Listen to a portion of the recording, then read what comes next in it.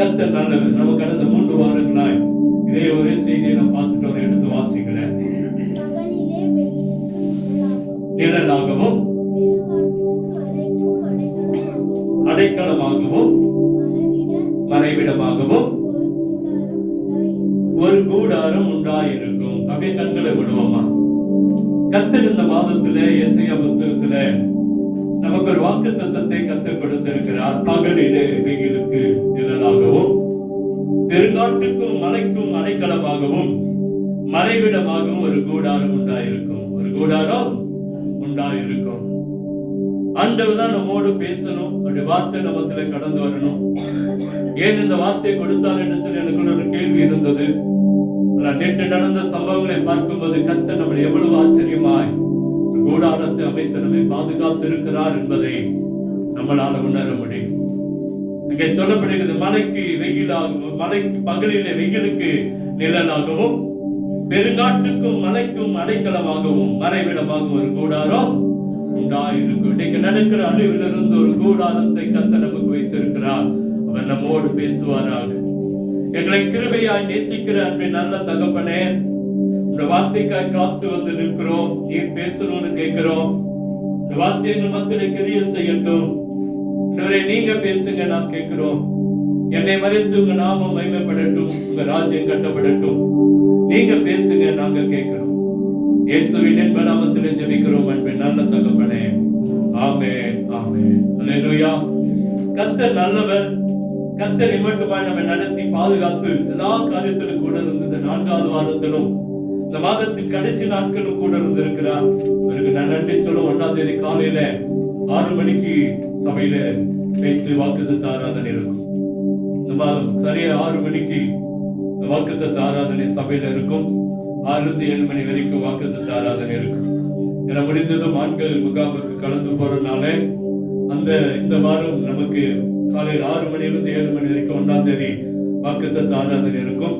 அதே போல வருகிற அந்த முதல் வெள்ளிக்கிழமை அந்த 12 மணி நேர ஜெபம் அடுத்த வாரத்துல நடக்கும். ஏன்னா 2ஆம் தேதி ஆண்கள் முகாம் நடந்து வரும்போது அது லேட் ஆகினால 9ஆம் தேதி நைட்டு தொடங்கி 10ஆம் தேதி வரைக்கும் அந்த இரவு ஜெபம் இருக்கும். 12 மணி நேர தொடர் ஜெபம் இருக்கும்.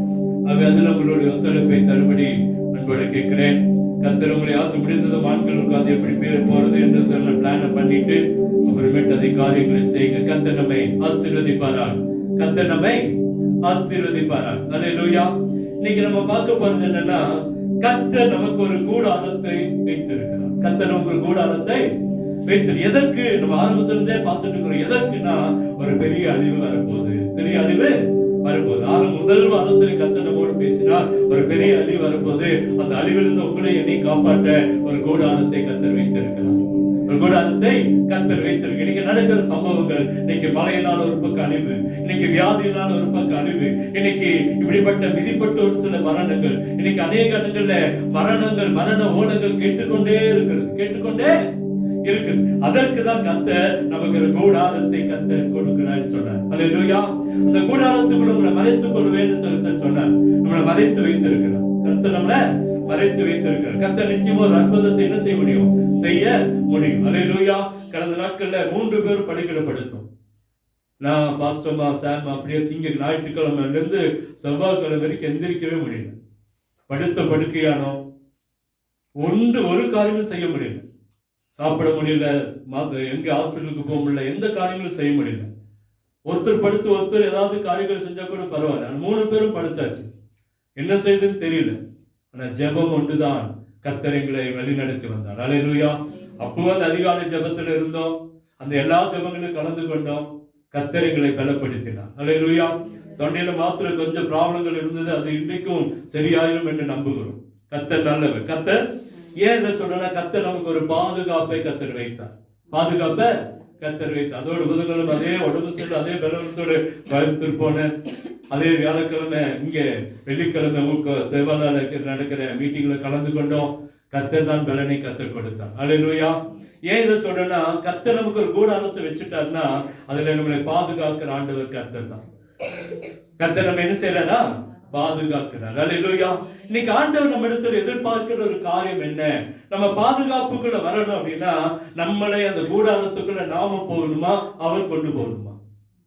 வரக்கூடிய அழிவுல இருந்து உங்களை என்னை காப்பாற்ற நாமளா கூடாரத்துக்குள்ள போயிடணுமா, அவர் கொண்டு போய் நிறுத்தணுமா?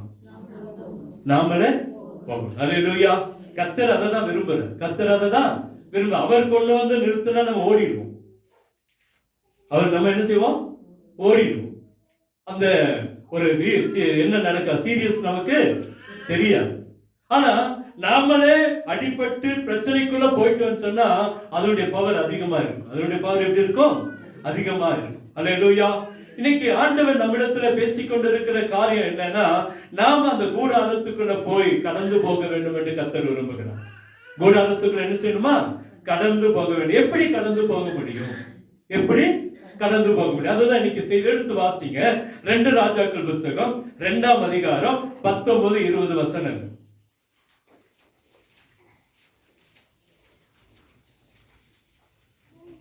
பின்பு அந்த பட்டணத்தின் மனுஷர் எலிசாவை நோக்கி, இதோ ஆண்டவன் காண்கிறபடி இந்த பட்டணம் குடியிருப்புக்கு நல்லது, இந்த பட்டணம் குடியிருப்புக்கு நல்லது, தண்ணீரோ கெட்டது,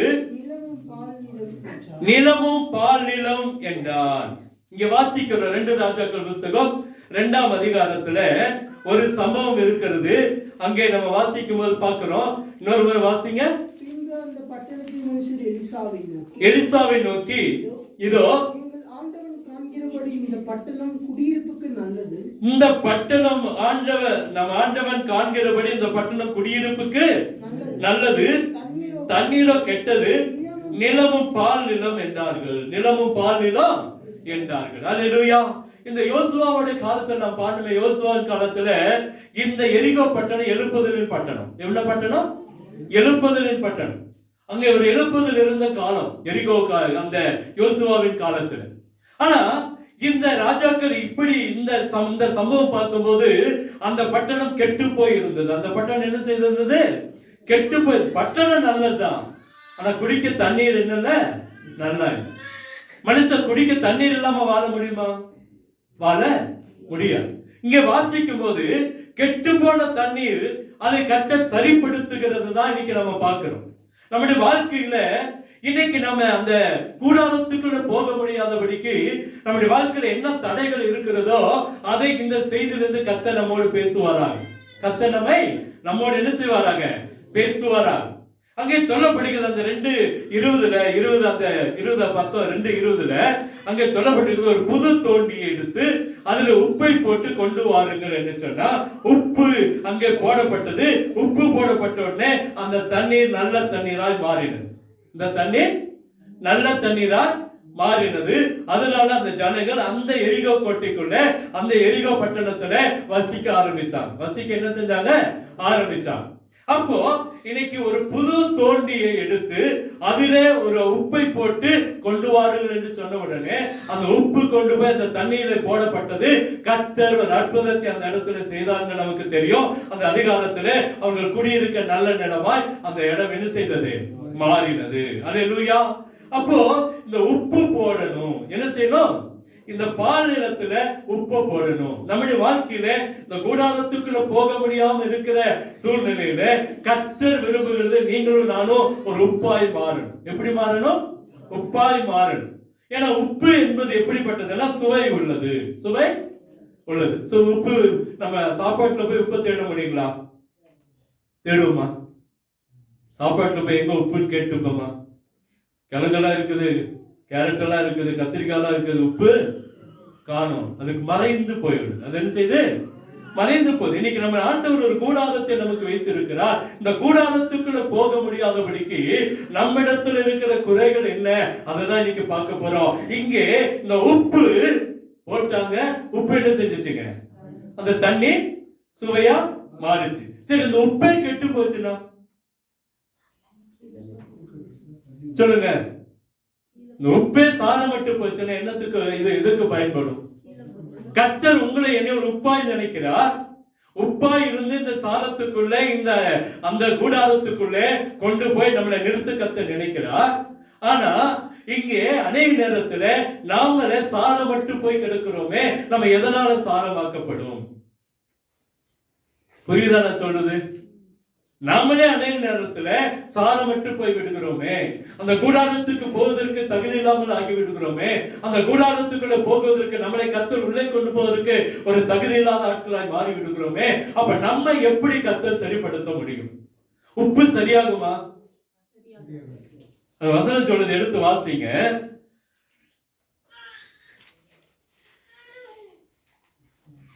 மத்தேயு புத்தகம், சரி அது வேண்டாம், முதல்ல உப்பு குறித்து பார்த்தோம். உப்பு எப்படிப்பட்ட உப்பு அப்படின்னா எடுத்து வாசிங்க. லூக்கா 14:34 எடுத்து வாசிங்களேன். உப்பு நல்லதுதான். உப்பு நல்லதுதான். உப்பு சாரமற்று போனால் எதினால் எதினால் சாரமாக்கப்படும்? அது நிலத்துக்காகிலும் எறும்புக்காகிலும் உதவாது. அதை வெளியே கொட்டி போடுவார்கள். போதும். ஃபர்ஸ்ட் உப்பு சாரமற்று போனா அது கொட்டப்படுவதற்கு தான் ஆகும். கொட்டப்படுவதற்கு தான் ஆகும். மத்தேயு 5:13 எடுத்து போடுங்க. எடுத்து வாசிங்க. மத்தேயு 5:13.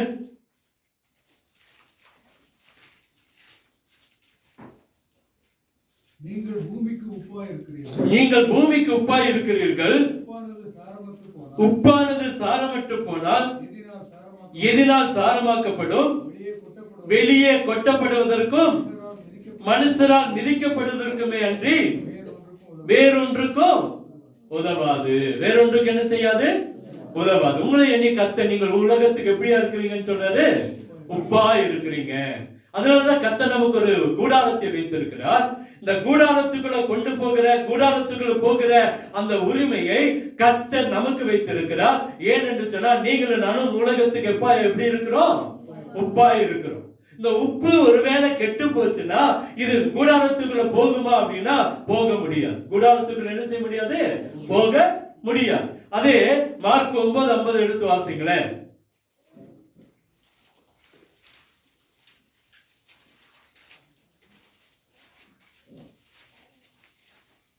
மார்க் 9:50. உப்பு நல்லதுதான். உப்பு சாரமற்று போனால் எதினால் சாரமாக்கப்படும்? போதும். அங்க சொல்லப்படுது எதனால சாரமாக்கப்படும். உப்பு கெட்டு போச்சுன்னா எதனால சாரமாக்க முடியாது? சாரமாக்கவே முடியாது. டேஸ்டாக கொண்டு வரவே முடியவே முடியாது. அதனாலதான் இங்க ஆண்டவர் உங்களை என்னையும் உப்புக்கு ஒப்புணையா சொல்லுகிறார். நீங்களும் நானும் யாராமா? உப்பா இருக்கிறீர்கள். நீங்களும் நானும் யாரு? தேவனுக்கு முன்பாய் உப்பா இருக்கிறோம். உப்பா இருக்கிறோம். இந்த உப்பு ஒருபோது சாரமற்று போய்விடக் கூடாது என்று விரும்புகிற தேவன் நம்முடைய ஆண்டவர். நம்முடைய அப்படின்னா என்ன செய்யணும்னா நம்ம உலகத்துல இருக்கிற வரைக்கும் தேவனுக்கு பிரியமா, தேவனுக்கு பயனுள்ள, தேவன் விரும்புகிற வாழ்க்கையை வாழ வேண்டும் என்று கர்த்தர் விரும்புகிறார். நான் கொஞ்சம் அப்படி போயிட்டு வந்துடுறேன், கொஞ்சம் பின்மாறி போயிடுறேன், கொஞ்சம் ஆண்டவரை விட்டு தூரம் போறேன், கொஞ்சம் தேவனை விட்டு தூரம் போயிடுறேன், பெருமை, எனக்குள்ள கெட்ட வார்த்தை பேசுறது, எனக்குள்ள பொய் பேசுறது, எனக்குள்ள வேண்டாத வார்த்தைகளை பேசுறேன், நாளைக்கு வந்து சரியாக்குறேன், அப்படி ஒருபோதும் செய்யவே முடியாது. கிறிஸ்தவர்களுடைய வாழ்க்கை எப்போதுமே சாரம் இல்லாமல் போக கூடாது என்று கர்த்தர் விரும்புகிறார். நம்மை ஆண்டவர் நம்மை தெரிந்தெடுத்து நம்மை ரட்சித்து நம்மை மீட்டெடுத்து அவருடைய பிள்ளைகளாய் மாற்றி இருக்கிறதுனால நாம ஆண்டவருக்கு எப்படியா இருக்கிறோம்? உப்பா இருக்கிறோம். இந்த உலகத்துக்கு உப்பா இருக்கிறோம். இந்த உப்பு ஒருபோதும் சாரமாக்க படணுமே ஒழிய சாரம் இல்லாமல் போக கூடாது. சாரம் இல்லாமல் போக கூடாது. அல்லேலூயா. அப்ப எந்த மனுஷனும் கெட்டு போக கூடாது என்று விரும்புகிறவர் நம்முடைய ஆண்டவர். அதிலும் தேவ பிள்ளைகளை அவரால் முத்திரை போட்டு, அவரால் முத்திரிக்கப்பட்டு, அவரோடு உடன்படிக்கை பண்ணப்பட்டு, அவரோடு கூட உடன்படிக்கிற பங்கு பெறுகிற நீங்களும் நானும் எப்போதுமே உலகத்துக்கு எப்படியா இருக்கணுமா? உப்பா இருக்கணும். இந்த உப்பா இருக்கிறவர்கள் மாத்திரம்தான் தேவனுடைய கூடாரத்துக்குள்ள போக முடியும். தேவனுடைய கூடாரத்துக்குள்ள போக முடியும். அப்ப உப்பு நம்ம மாறல அப்படின்னா, நம்ம வாழ்க்கை சாரம் இல்லாம போயிருச்சுன்னு சொன்னா நம்ம கேள்விக்குறியா மாறி. ஆனா இங்க 9:50 மார்க்ல ஒரு காரியம் சொல்லுது, எதனால் சாரமாக்கப்படும்? எதனால? உப்பு சாரமாக்க முடியாது. ஆனா உங்களையும் என்னையும் கர்த்தர் திரும்பவுமாய் ஆண்டவருடைய சமூகத்துல கொண்டு வர முடியும். அல்லேலூயா. உப்பு இன்னொரு முறை சாரமாக்க முடியாது. அது கீழே கொட்டப்படுவதற்கும் காலால் மிதிக்கப்படுவதற்குமே ஒழிய வேறொன்றுக்கு என்ன செய்யாது, உதவாது. இன்னொன்னு பாருங்க, தோட்டத்துக்கு கூட எருவாகாது. வசனம் என்ன சொல்லுது? தோட்டத்துக்கு கூட என்ன ஆகாதான், எருவாகாது. இப்ப நிறைய மரங்களுக்கெல்லாம் உப்பு போட்டா நல்ல கனி கொடுக்கும்.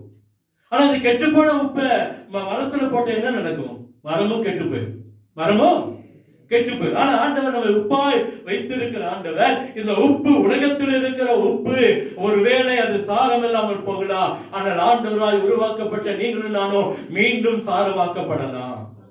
மீண்டும் நீங்களும் நானும் என்ன செய்யலாம்? சாரமாக்கப்படலாம். அல்லேலூயா. எப்படி சாரமாக்கப்பட முடியும்? இன்னைக்கு ஒரு உப்பை நமக்கு முன்பாக வைத்திருக்கிறார். உப்பை கர்த்தர் மாற்ற விரும்புகிறார். ஆனா நம்முடைய வாழ்க்கையில அந்த சாரத்தை இழந்து போயிட்டோம். ஆனா இன்னைக்கு ஆண்டவர் மீண்டும் ஆண்டவை சொல்கிறார், எதனால சாரமாக்கப்படும்? வேதத்தை எடுத்து வாசிங்க. 2 நாளாகமம் புத்தகம் 7ஆம் அதிகாரம் 14ஆம் வசனம். 2 நாளாகமம் 7ஆம் அதிகாரம் 14ஆம் வசனம். மனப்பாடமா தெரிஞ்ச ஒரு பகுதி தான். என் நாமம் தரிக்கப்பட்ட என் ஜனங்கள் தங்களை தாழ்த்தி ஜெபம் பண்ணி என் முகத்தை தேடி தங்கள் பொல்லாத வழிகளை விட்டு திரும்பினால் அப்போது பரலோகத்தில் இருக்கிற நான் கேட்டு அவர்கள் பாவத்தை மன்னித்து அவர்கள் தேசத்துக்கு சேமத்தை கொடுப்பேன். அல்லேலூயா. இன்னைக்கு இந்த உலகத்துல உப்பை நமக்கு ஒப்பிட்டு சொல்லுகிறார். ஒருவேளை உப்பு கெட்டு போச்சுன்னா எதுக்கும் பயன்படாது, எதுக்கும் பயன்படாது. அதே போலதான் ஒவ்வொரு விசுவாசி கெட்டு போயிட்டா எதற்கும் என்ன செய்ய முடியாது, பயன்பட முடியாது. ஆனா தேவனுடைய சமூகத்துல நாம சாரமாக்கப்பட முடியும், நம்மை சாரமாக்கப்பட முடியும். எப்படி சாரமாக்கப்படும்? ஒரு 4 காரியங்களை நம்ம இன்னைக்கு பார்க்க போறோம். முதல் காரியம் அங்க சொல்லப்படுகிறது. அங்கே மத்தேயு 2 நாளாகமம் 7:14 தங்களை தாழ்த்தி, தங்களை தாழ்த்தி. நம்முடைய வாழ்க்கை ஒரு உப்புக்கு சமமாய் பேசப்பட்டு இருக்கிறது. ஆனால் உப்பு இன்னைக்கு கொட்டப்படுவதற்கும் காலை மிதிக்கப்படுவதற்கும் ஒழிய வேதற்கும் பயன்படாது. ஆனா மனுஷனுடைய வாழ்க்கை அப்படி அல்ல. மீண்டுமாய் உரமேற்ற, மீண்டுமாய் சாரமேற்ற கர்த்தரால முடியும், கர்த்தரால முடியும். இன்னைக்கு பிசாசு சொல்லுவா, நிறைய நேரத்தில் நீ ஒரு பாவி, உன்னுடைய ஜெபம் கேட்கப்படாது, உன்னுடைய ஜெபம் கேட்கப்படாதுன்னு சொல்லுவா. ஆனா ஆண்டவர் சொல்றாரு, இல்லப்பா நான் உன்னுடைய பாவத்தை என்ன செய்கிறேன், மன்னிக்கிறேன். அல்லேலூயா. அப்ப ஆண்டவருடைய சமூகத்துல நம்மளை தாழ்த்தும் போதுதான் நம்முடைய வாழ்க்கை சாரமாக்கப்படும். எப்படி ஆகும்? நம்ம ஒரு கூடாரத்துக்குள்ள போக கர்த்தர் நம்மை அழைத்திருக்கிறார். அந்த கூடாரத்துக்குள்ள கடந்து போக வேண்டும் என்று சொன்னால் நம்முடைய வாழ்க்கை சாரமாக்கப்பட வேண்டும். நம்முடைய வாழ்க்கை எப்படி சாரமாக்கப்படும்னா தங்களை தாழ்த்தி, தங்களை தாழ்த்தி. அல்லேலூயா. இன்னைக்கு தாழ்மை உள்ளவனை கர்த்தர் என்ன செய்யறாரா, உயர்த்துகிறார். யாரெல்லாம் தாழ்மையா இருக்கிறோமோ கர்த்தர் உயர்த்துகிறத பார்க்கிறோம். தாழ்மை இல்லைன்னா என்ன செய்ய, உயர்த்தவே முடியாது. பெருமை நம்மளை கொண்டு போட்டு விடும். பெருமை நம்மள இன்னைக்கு இருக்கிற பெருமையாகட்டும், நமக்குள்ள இருக்கிற மேன்மையாகட்டும் நம்மளை பரலோகத்துக்கு கொண்டு போகாது. அந்த கூடாரத்துக்குள்ள நம்மளை கொண்டு போகவே முடியாது. அல்லேலூயா.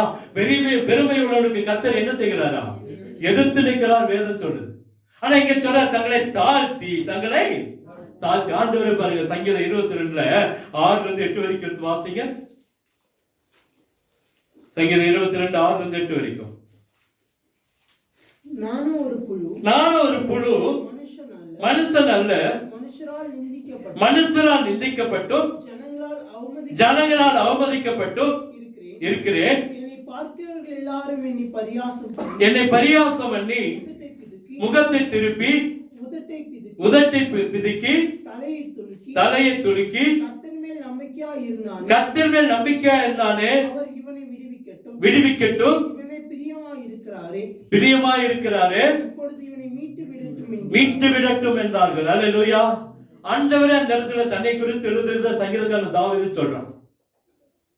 ஆண்டவர் சொன்னார், நான் மனுஷன் அல்ல ஒரு புழு, நான் மனுஷன் அல்ல ஒரு புழு. அவரையே அவ்வளவு கேவலப்படுத்தி, அவ்வளவு வெட்கப்படுத்தி, அவமானப்படுத்தி தன் உடம்புக்கு அத்தனை காரியங்களை எடுத்து போட்டு இன்னைக்கு வேதனைப்படுத்துற சம்பவம் நமக்கு தெரியும். அல்லேலூயா. ஆனா நமக்கு ஒரு சின்ன அவமானம் வந்த உடனே அதை தாங்கிக் கொள்ள முடியறதில்ல, நம்மளை தாழ்த்த மனது இல்லாம போகிறோம். ஆனா ஆண்டவர் சொல்லுகிறார், தங்களை தாழ்த்துகிற யாரா இருந்தாலும் சரி அந்த கூடாரத்துக்கு அவர்கள் சொந்தக்காரர்கள். அல்லேலூயா. கணவன் ஒரு வார்த்தை சொன்னா நம்மளால பொறுக்க முடியல, மனைவி ஒரு வார்த்தை சொன்னா நம்மளால பொறுக்க முடியல, அப்பா அம்மா ஒரு வார்த்தை சொன்னா நம்மளால பொறுக்க முடியல, பெற்றோர்கள் ஒரு வார்த்தை சொன்னா, பிள்ளைகள் ஒரு வார்த்தை சொன்னா நம்மளால பொறுக்க முடியல. ஆண்டவர் சொல்றாரு, தங்களை யாரெல்லாம் தாழ்த்துகிறார்களோ அவர்களுக்கு அந்த கூடாரம் சொந்தமா இருக்கும். அல்லேலூயா. நேற்று முந்தின நாள் கூட ஒரு பாஸ்டருக்கு ஒரு கதை சொன்னார். ஒரு அம்மா ஒரு பாட்டிமா பயங்கரமா ஒரு சாட்சி சொன்னாங்களா சபையில. அப்படியே எல்லாரும் அப்படியே உருக்கமா அந்த சாட்சியை கேட்டாங்களாம். முடிச்ச உடனே ஒரு வாலிப தம்பி போய் சொன்னா, பாட்டிமா நீங்க சொன்ன சாட்சி ரொம்ப நல்லா இருந்துச்சு, ரொம்ப நல்லா இருந்துச்சு. அந்த அம்மா கோவம் வந்துச்சோம். யாரெல்லாம் பார்த்து பாட்டின்ற? அவங்க அப்பனை பெத்தனா அவங்க அம்மாவை பெத்தனா? நான் இவனுக்கு பாட்டியா அப்படின்னு சபையில கேட்டுச்சான். சபையில கேட்டுச்சான். எப்படி இருந்திருக்கும் பாருங்க. சாட்சி மாத்திரம் எப்படி இருக்கு இன்னைக்கு? நல்லா இருக்கு. பயங்கர சாட்சி. அந்த பையன் போய் சொன்னானா, பாட்டிமா எப்படி ஒரு சாட்சியை சொல்லிட்டீங்க, பாட்டிமா சொன்னதுதான் சரி. நமக்கு மூக்கு மேல தலைக்கு மேல கோவம் வந்துச்சான். யார பாத்திர பாட்டின்னு சொல்ற? இன்னைக்கு நிறைய நேரத்துல அந்த தாழ்மை நம்மிடத்துல காணாத போதுதான் அந்த கூடாரத்துக்கு பங்குள்ளா என்பது ஒரு கேள்விக்குறி வந்துடும். அல்லேலூயா. இங்க அழகா சொல்லப்படுகிறது, தன்னை தாழ்த்துகிறவர்களுடைய வாழ்க்கையில கர்த்தர் அற்புதங்களை செய்கிறத. நீங்க எடுத்து வாசிச்சா தெரியும். 2 நாளாக 33:12 எடுத்து வாசிங்களே. 2 நாளாக 33:12.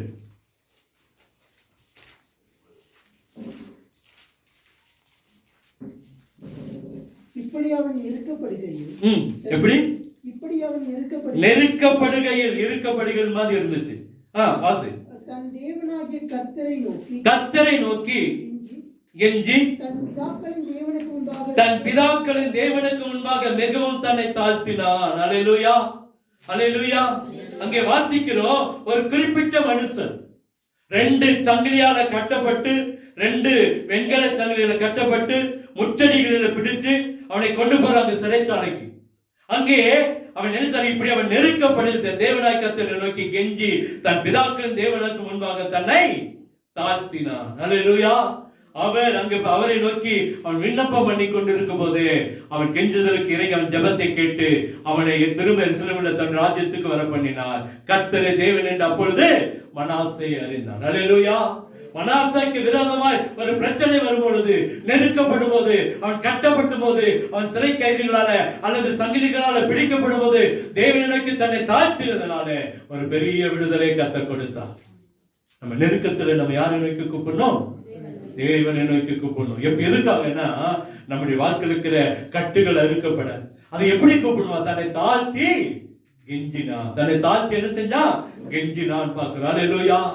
கர்த்தர் அழகானவர், அன்பானவர், நல்ல தேவன் அவர். அவர் பாருங்க, அவரை நோக்கி கூப்பிட்ட உடனே மனேசாக்கு ஒரு விடுதலை கொடுத்திருக்கிறார்.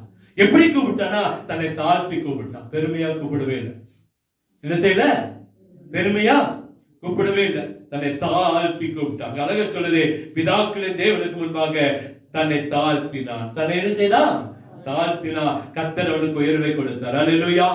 2வது அதே 4ஆம் வசனத்துல வாசிக்கிறோம், தங்களை தாழ்த்தி. அடுத்தது இல்ல, அடுத்த வரி தங்களை தாழ்த்தி இல்ல, அதுக்கு முன்னாடி ஜெபம் பண்ணி. 2வது என்ன செய்யறார் சொல்றார் ஆண்டவர், நம்முடைய வாழ்க்கையில கெட்டு போய் இருக்கிறோமா? நம்முடைய வாழ்க்கையில அந்த கூடாரத்துக்கு தகுதி இல்லாம இருக்கிறோமா? ஒருவேளை நம்முடைய வாழ்க்கையில இன்னைக்கு பரிசுத்தம் இல்லையா? ஆண்டவர் சொல்லுகிற காரியம் என்ன? அடுத்து சொல்றாரு, ஜெபம் செய்து. தங்களை தாழ்த்தி ஜெபம் செய்கிற பிள்ளைகள். அல்லேலூயா. இன்னைக்கு முழங்காலும் பிளஸ் குதிகால் இருக்கிற ஜெபம் நமக்கு தேவை என்று கர்த்தர் விரும்பி கொண்டிருக்கிறார். நிறைய நேரத்துல நம்ம ஜெபத்தை குறித்து பேசிக்கொண்டே இருக்கிறோம், ஜெபத்தை குறித்து நாமளும் கேட்கிறோம். ஆனா தனிப்பட்ட வாழ்க்கையில இன்னைக்கு காலையில கூட ஜெபிக்காம வந்து எத்தனையோ பேர் இங்க உட்கார்ந்து இருக்கிறோம். ஜெபிக்காம வந்து எத்தனையோ பேர் இங்க உட்கார்ந்து இருக்கிறோம். கையை தூக்க மாட்டோம், ஏன்னா நமக்கு அது ஃபர்ஸ்ட் ப்ராப்ளம். ஆனா ஆண்டவர் சொல்லுகிறார், ஜெபிக்காம எத்தனையோ பேர் இன்னைக்கு சபையில் உட்கார்ந்து இருக்கிறோம். அல்லேலூயா. அதிகாலையில் எழுப்பி தேவனுடைய முகத்தை பார்க்காம எத்தனை பேர் இன்னைக்கு வந்து தேவ சமூகத்தில் உட்கார்ந்து இருக்கிறோம். எப்படி நம்முடைய உப்பு சாரமாக்கப்படும்? தனி ஜெபம் நமக்கு இல்லை. இன்னைக்கு குடும்பங்கள் இன்னைக்கு தனி ஜெபமே கிடையாத எத்தனையோ பேரை பார்க்கிறோம். இன்னைக்கு ஒரு குடும்ப ஜெபம் இல்லை. வீட்டுல எல்லாம் உட்கார்ந்து ஒரு நேரமாவது சாயங்காலம் உட்கார்ந்து நம்ம ஜெபிக்கலாம் மாறுகிறோம் என்று சொன்னா இல்ல. காலை ஜெபம் இல்ல, இரவு ஜெபம் இல்ல, தனி ஜெபம் இல்ல. எங்கெல்லாம் இந்த ஜெபம் இருக்கிறதோ அங்கே ஒரு வெளிச்சம் உண்டாகும். அங்க என்ன இருக்கும்? வெளிச்சம் உண்டாகும். அல்லேலூயா. இந்த 12 மணி நேர ஜெபத்துல உங்களை நம்பிதான் உங்க பேரை போடுறோம். ஜெபிக்கிறது உங்க கடமை. ஜெபிக்கிறது ஆண்டவர் பார்த்துட்டே இருப்பார். ஆண்டவர் என்ன செய்வாரு? பார்த்துட்டே இருப்பார். யாரெல்லாம் ஏமாத்துறோம், யாரெல்லாம் ஜெபிக்கிறது இல்லை, யாரெல்லாம் பேருக்கு ஜெபிக்கிறோம், யாரெல்லாம் இங்க ஒரு வார்த்தை அங்க ஒரு வார்த்தை சொல்றோம், எல்லாம் ஆண்டவருக்கு தெரியும். அல்லேலூயா. இங்கே நம்முடைய அங்க வேதம் என்ன சொல்லுதுன்னா, தன்னுடைய வாழ்க்கையில ஜெபம் இருந்தாங்க இருள் மறையுமா. என்ன மறையும்? இருள். நம்முடைய வாழ்க்கையை இருளாக்குகிற, நம்முடைய குடும்பத்தை இருளாக்குகிற, நம்முடைய பிரச்சனைகளை வேதனைகளை கொண்டு போகிற அப்படிப்பட்ட காரியங்களை கர்த்தர் மாற்றி போடுவார். அல்லேலூயா. தங்களை தாழ்த்துகிறவர்கள் அந்த கூடாரத்துக்கு சொந்தக்காரர்கள், ஜெபிக்கிறவர்கள் அந்த கூடாரத்துக்கு சொந்தக்காரர்கள். எடுத்து வாசிங்க எப்படிப்பட்ட ஜெபம். தானியேல் 6:10.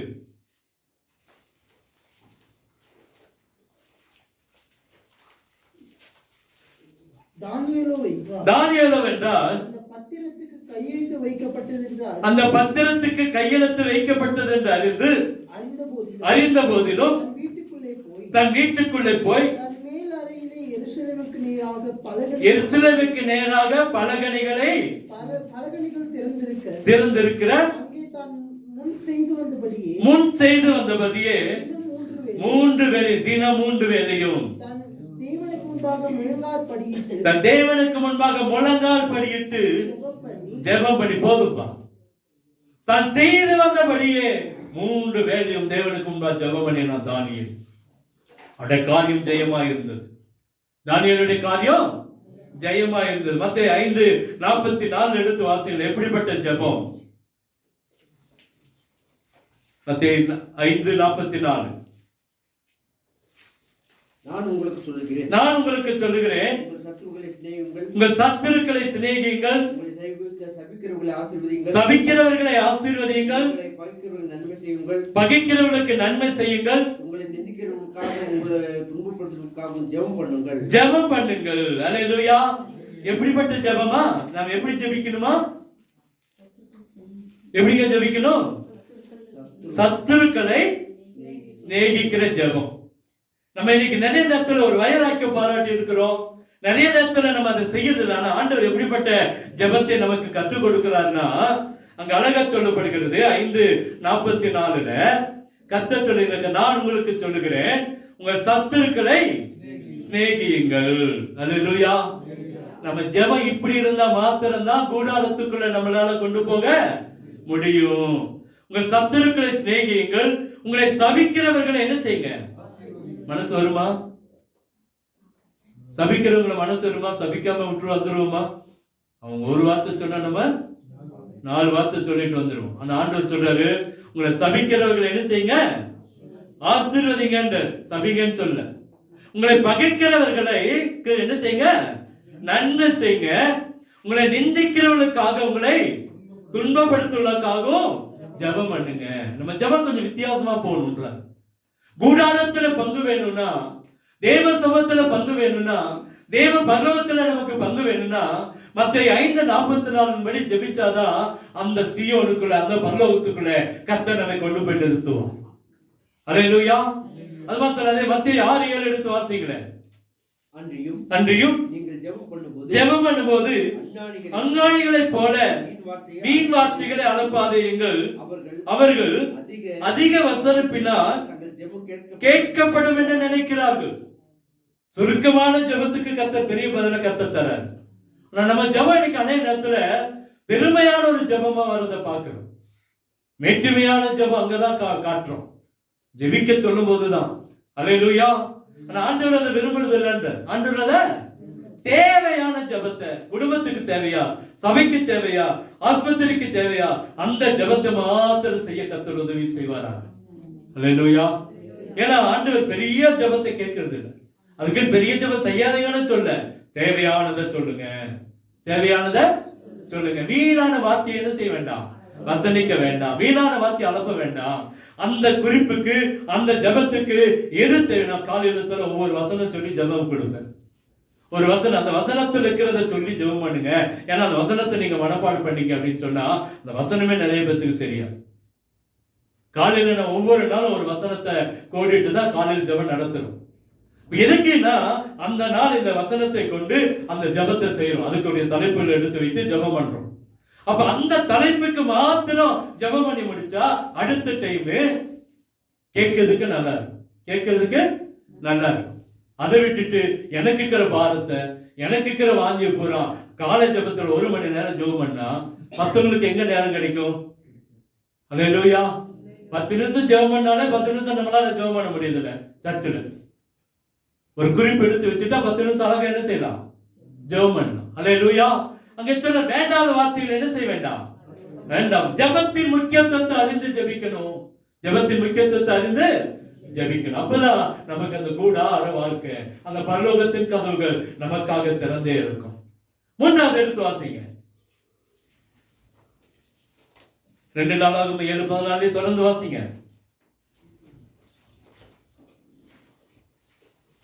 இங்கதான் இருக்கீங்களா? என் முகத்தை தேடி, என் முகத்தை தேடி, என் முகத்தை தேடி. 3வது காரியம் அவருடைய முகத்தை. நம்ம ஒவ்வொரு நாளும் தேவ முகத்தை தேடும் போது தோல்விகள் இல்லைங்க. யார் முகத்தை தேடினா? தேவ முகத்தை தேடினா என்ன இல்ல? தோல்வி இல்ல. நம்ம இன்னைக்கு யாருடைய முகத்தை முடிச்சு வந்திருக்கிறோம்? காலையில் எழும்பின உடனே சொல்லுங்களேன். தேவ முகமா இல்ல நம்ம வீட்டுல இருக்கிறவங்க முகமா? போட்டா முகமா? டிவி முகமா? செல்போன் முகமா? எந்த முகத்தை முடிச்சு வந்திருக்கோங்க? தேவ முகத்தை முடிச்சு வந்து வேணும் மாத்திருக்கோம். சரி, கை தூக்க வேணும்.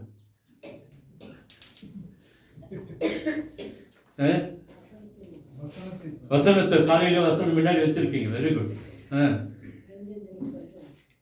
சரி சரி. அப்ப வர வரைக்கும் கண்ணை மூடிட்டே வந்து வசனத்தை பார்த்துட்டு அங்கேயே வச்சிருக்கீங்களா?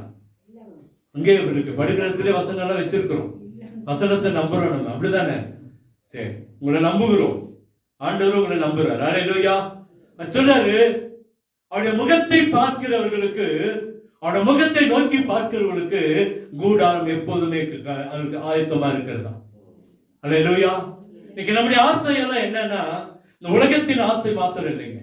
உலகத்தின் ஆசை மாத்திரம் இல்லை.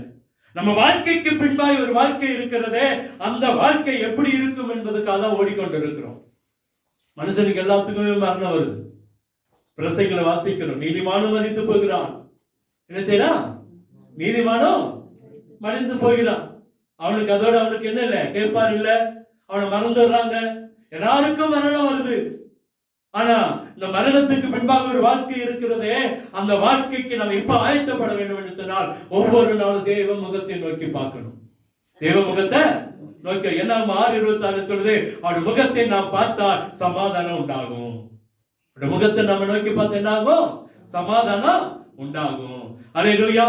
மனிதன் முகம் நமக்கு வேதனை உண்டாகும். 1 சாமுவேல் 16:7 எடுத்து வாசிங்களேன். 1 சாமுவேல் 16:7.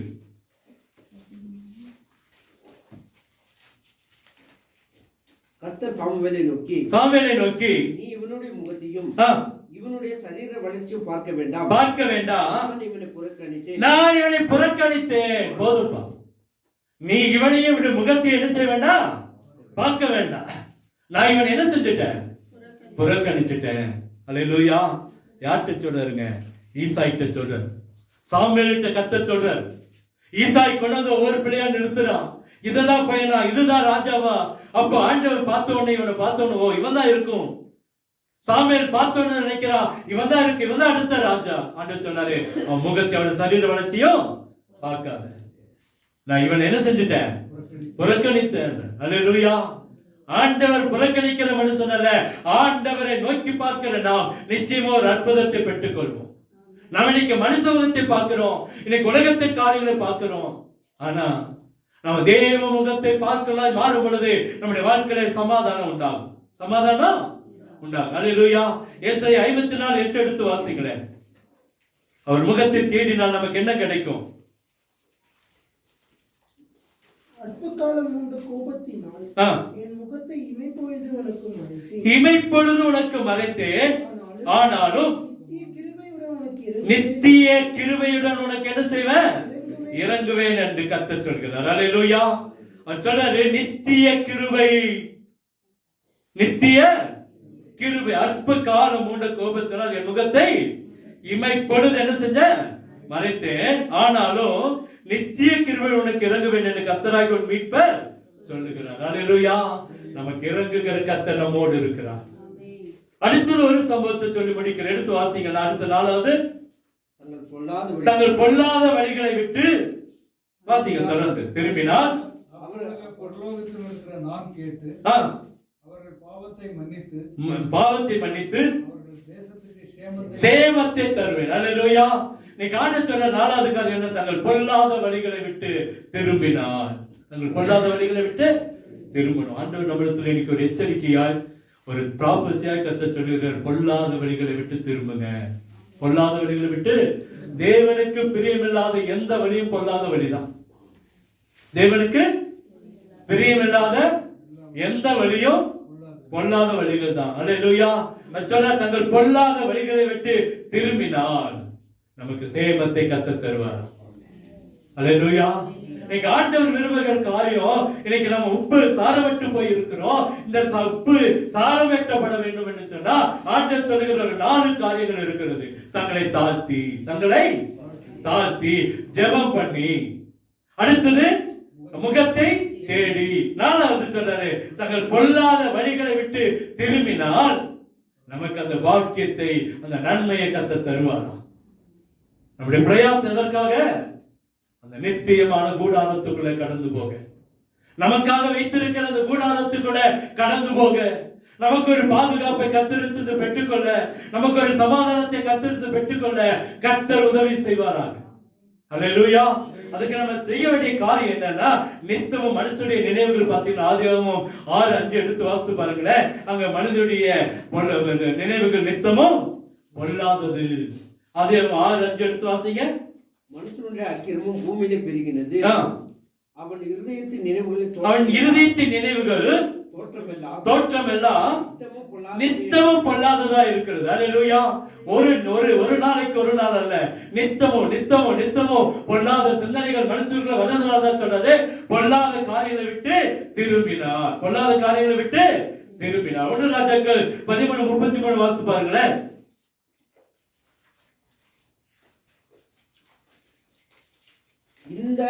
இந்த நடவடிக்கை பின்பு எரேமியாவும் தன் பொல்லாத வழிகளை விட்டு திரும்பாமல் மறுபடியும் ஜனத்தில் ஈனமானவர்களை மேடைகளில் ஆசிரியராக ஆக்கினான். போதும்பா. திரும்பாத ஒரு ராஜா இருந்திருக்கிறான். இந்த நடவடிக்கைகளுக்கு பின்பாக பிரசங்கி 9:12 எடுத்து பாருங்களேன்.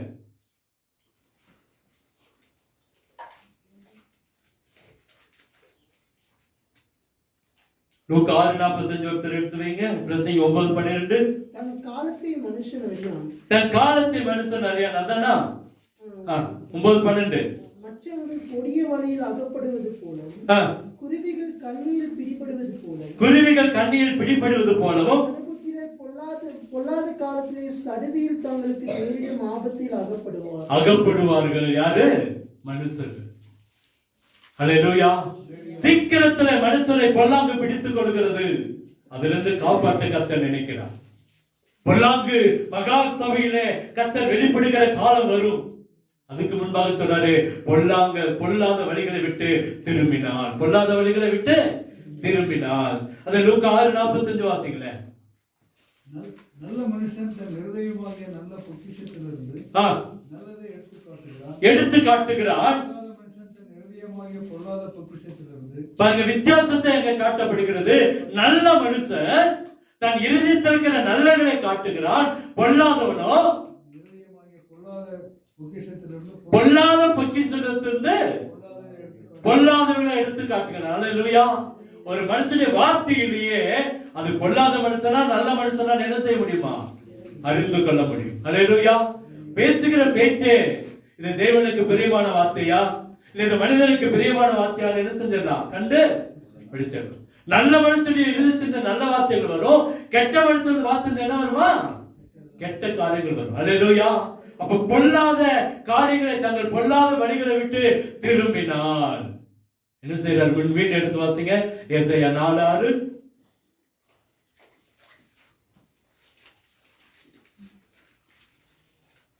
பகலிலே வெயிலுக்கு நிழலாகவும் பகலிலே வெயிலுக்கு நிழலாகவும் பெருங்காற்றுக்கும் மழைக்கும் பெருங்காட்டுக்கும் மழைக்கும் அடைக்கலமாகவும் மறைவிடமாகவும் கூடாரம் உண்டாயிருக்கும். கண்களை மூடுவோமா?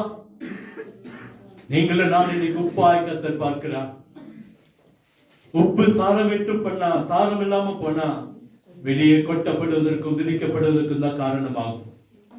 ஆனா கர்த்தர் உங்களை உப்பை விட மேலாய் உங்களை என்னையும் மாற்ற விரும்புகிறார்.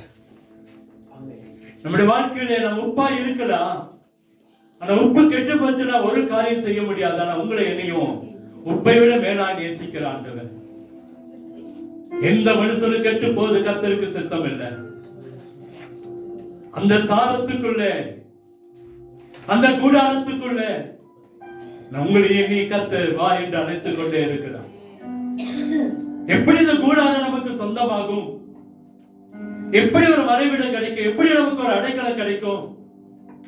நீங்களே நான் கைவிடப்பட்டுள்ளார் போய் விடக்கூடாது என்று விரும்புகிறவர் நம்முடைய ஆண்டவர். இத்தனை வருஷம் சபையில் இருந்துட்டோம், இத்தனை வருஷம் தேவனோடு கூட வாழ்ந்திருக்கிறோம். இந்த கொஞ்ச காரியத்துக்காக தேவனை விட்டு தூரம் போயிடக்கூடாது கர்த்தர் விரும்புகிறார். கூடாரத்துக்கு பங்குள்ளவர்களாய் கர்த்தர் உங்களை என்னை மாற்ற விரும்புகிறார். அதுக்கு என்ன செய்யணும்? ஒரு 4 காரியங்களை இன்னைக்கு நாம் பார்த்து இருக்கிறோம். தங்களை தாழ்த்தி அன்றைய சமத்தில் ஒரு தாழ்மை நமக்குள்ள கர்த்தர் எதிர்பார்க்கிறார். பெருமைக்கு எதிர்த்து நிற்கிற ஆண்டவர், தாழ்மையுள்ளவனுக்கு கிருபை அளிக்கிற ஆண்டவர். நீங்களும் நான் எந்த சூழ்நிலை இருக்கிறோம் என்பது உங்களுக்கு தெரியும், ஆண்டவருக்கு தெரியும். தங்களை தாழ்த்துகிறவர்கள் உயர்த்தப்படுவார்கள். தங்களை தாழ்த்துகிறவர்கள் பரலோகத்துக்கு சொந்தக்காரர்கள். தங்களை தாழ்த்துகிறவர்கள் தேவனுடைய கூடாரத்துக்கு சொந்தக்காரர்கள். எதிர்த்து நிற்கிறவர்களுக்கு கர்த்தர் எதிர்த்து நிற்கிறார். இரண்டாவது ஜெபம் பண்ணி, இன்னைக்கு ஜெபம் ஜெபம் ஜெபம் இன்னைக்கு கடைசி காலம் வந்து கொண்டு இருக்கிறது. ஜெபம் இல்லாம ஜெயம் இல்லைங்க. ஜெபம் இல்லாம எந்த காரியத்தையும் பெற்றுக்கொள்ள முடியாது. அதிகாலையில ஜெபிக்கல, தனி ஜெபம் பண்ணல, இரவுல குடும்ப ஜெபங்கள் இல்ல அப்படின்னா பிசாசு நம்ம வீட்டுல குடியிருக்கிறான்னு அர்த்தம். பிசாசுக்கு நீங்களும் நானும் நண்பர்கள். அவன் உங்களை குறிச்சு எதை குறிச்சு கவலைப்பட மாட்டான். ஏன்னா அவங்க சொல்லுவான், இவங்க ஏன் பிள்ளைங்க ஐயா. இன்னைக்கு பிசாசுக்கு சொந்தக்காரர்களா தேவனுக்கு சொந்தக்காரர்களான்னு பார்க்கணும். ஜெபிக்கல அப்படின்னா நம்ம பிசாசுக்கு சொந்தக்காரர்கள் தான். வேதத்தை வாசிக்கல அப்படின்னா பிசாசுக்கு சொந்தக்காரங்க தான். தாழ்ச்சி இல்ல, தாழ்மை இல்லைன்னா இன்னைக்கு பிசாசுக்கு சொந்தக்காரர்கள் தான் நாம. அடுத்தது தேவ முகத்தை தேடி, அவருடைய முகத்தை தேடுகிற பிள்ளைகளா நீங்களும் நானும் மாறணும். இன்னைக்கு உலகத்தை தேடுகிறோம், மனுஷனை தேடுகிறோம், சொந்த பந்தங்களை தேடுகிறோம். நீ காலையில சொன்ன வீட்டு கூட்டத்துல யோபு சொல்றான், என் வேலைக்காரங்களை கூப்பிட்டேன், அவங்க எனக்கு கீழ்ப்படியில, நான் அவங்களை கெஞ்சி கூப்பிட வேண்டியதாயிடுச்சு. இன்னைக்கு உலகம் அப்படிதான் இருக்கு. இன்னைக்கு உலகம் நம்மளுக்கு பார்க்கறதுல நமக்கு உதவி செய்ய இல்லை. தேவன் நமக்கு உதவி செய்ய காத்திருக்கிறார். முகத்தை நோக்கி பார்த்த பிரகாசம் அடையும். அவர் முகத்தை தேடி பார்த்தா அற்புதம் நடக்கும். அவர் முகத்தை தேடி பார்த்தா நம்ம வாழ்க்கையில அடையாளங்கள் நடக்கும். நாலாவதான் பொல்லாத வழிகளை விட்டு திரும்பினார் கர்த்தர் அந்த தேசத்துக்கு, நம்முடைய குடும்பத்துக்கு, நம்முடைய சபைக்கு ஒரு சேமத்தை கர்த்தர் தருவார். எதெல்லாம் பொல்லாத வாழ்க்கை நமக்கு தெரியும். எத்தனையோ காரியங்களை கீழ்ப்படியில, எத்தனையோ காரியங்களை திருட்டு பொய், இன்னைக்கு எத்தனையோ காரியங்களை கெட்ட வார்த்தை, எத்தனையோ காரியங்களை இன்னைக்கு ஒரு உணர்வு இல்லை, எத்தனையோ காரியங்களை பெருமை, எத்தனையோ காரியங்களை வேற்றுமை, எத்தனையோ காரியங்களை இன்னைக்கு தேவனுக்கு பிரியமில்லாத எத்தனையோ காரியங்கள் அப்படி வாழ்க்கையில இருக்கிறதுனால ஆசீர்வதிக்கப்பட முடியல. வீட்டுல போய் உட்கார்ந்து யோசனை பண்ணி பாருங்க, எதெல்லாம் பொல்லாத வழிகள். ஆண்டவர் உங்களோடு பேசுவாராக. பேசின உடனே அதை விட்டுருங்க, ஒப்பு கொடுங்க. கர்த்தர் நமக்கு ஒரு கூடாரத்தை ஸ்தாபித்து வைத்திருக்கிறார். அந்த கூடாரத்துக்குள்ள கர்த்தர் நம்மை அழைத்துக் கொண்டு போவான். நிச்சயமாய் வரக்கூடிய அழிவிலிருந்து நம்மை கர்த்தர் பாதுகாத்துக் கொள்வான். பரலோக ராஜ்யத்துக்கு சொந்தக்காரர்களாய் கர்த்தர் உங்களை அணி மாற்றுவார். எங்களை கிருபையாய் நேசிக்கிற அன்பு நல்ல தகப்பனே, வார்த்தைக்கு நன்றி. ஜனங்களோடு இந்த வார்த்தை கிரியை செய்யட்டும், பேசுங்க ஆண்டவரே. எங்கள் வாழ்க்கை சாரமாக்கப்படணும் ஆண்டவரே. எங்கள் வாழ்க்கை உப்பு என்று சொல்லி இருக்கீங்க ஐயா. இந்த உப்பு கெட்டு போயிடக்கூடாதப்பா. கீழே மிதிக்கப்படுவதற்கும் குப்பிட படுவதற்கும் ஆண்டவர் காரணமா போயிடக்கூடாதப்பா. நாங்க பயன்படணும் ஆண்டவரே, நாங்க பயன்படணும்ப்பா. எங்க பேச்சு, எங்க வார்த்தை, எங்க செயல், எங்க செவி, எங்களுடைய கத்த பார்வை எல்லாம் உமக்கு பிரியமாய் மாறட்டும் ஆண்டவரே. 2 நாளாம் 7:14 பார்த்தது போல தங்களை தாழ்த்தி ஜெபம் பண்ணி ஆண்டவரே உம்முடைய முகத்தை தேடி பார்த்து நோக்கி பார்த்து தங்கள் பொல்லாத வழிகளை விட்டு திரும்பி உம்முடைய சமூகத்தில் நாங்கள் வரும் பொழுது ஆண்டவரே, அடுத்த வசனம் சொல்றது போல இந்த ஸ்தலத்துல ஏறெடுக்கிற எல்லா ஜெபங்களும் விண்ணப்பங்களும் பரலோக ராஜ்யத்திலே கர்த்தர் கேட்டு அதுக்கு பதில் கொடுப்பான்னு சொன்னீங்களே, அதே போல செய்ய வேண்டும் என்று சொல்லி ஜெபிக்கிறோம். வந்திருக்கிற ஒவ்வொரு ஆசீர்வாதம் இந்த வார்த்தை ஒவ்வொரு வாழ்க்கையில கிரியை செய்யட்டும். நன்மைகளும் சமாதானம் உண்டாட்டு அற்புதம் நடக்கட்டும். உங்க வல்லமையுள்ள நாமம் மகிமைப்படட்டும். உங்க ராஜ்யம் கட்டப்படட்டும். கிருபைக்குள்ள மறைத்துக் கொள்ளுங்க. வரக்கூடிய புதிய ஆண்டு, புதிய மாதம் எங்களுக்கு புதிய கிருபைகளுக்குள்ள மறைத்துக் கொள்ளுங்கப்பா. இந்த 2-3 நாட்கள் எங்களை ஆச்சரியமா அற்புதமா நடத்துங்க. உடைய கரத்துல அர்ப்பணிக்கிறோம். இந்த நேரத்துல இந்த கரூர்ல ஆண்டவரே, அந்த மரித்து போன அந்த 39 குடும்பங்களுக்கும் ஒரு ஆறுதலை அனுப்ப வேண்டும் என்று சொல்லி ஜெபிக்கிறோம். இந்த ஆஸ்பத்திரியில் இருக்கிற ஒவ்வொரு குடும்பத்துக்கும் உடைய பலனை அனுப்புங்க. சீக்கிரத்தில் சுகமாகட்டும். ஒரு அற்புதம் நடக்கட்டும் ஆண்டவரே. நீ இப்படிப்பட்ட சம்பவங்கள் நடக்காதபடிக்கு காத்துக்கொள்ள வேண்டும் என்று சொல்லி ஜெபிக்கிறோம். முற்றிலும் தாழ்த்தி அர்ப்பணிக்கிறோம். தொடர்ந்து நடத்தும். இயேசுவின் என்ப நாமத்தில் ஜெபிக்கிறோம். அன்பின் நல்ல தகப்பனே.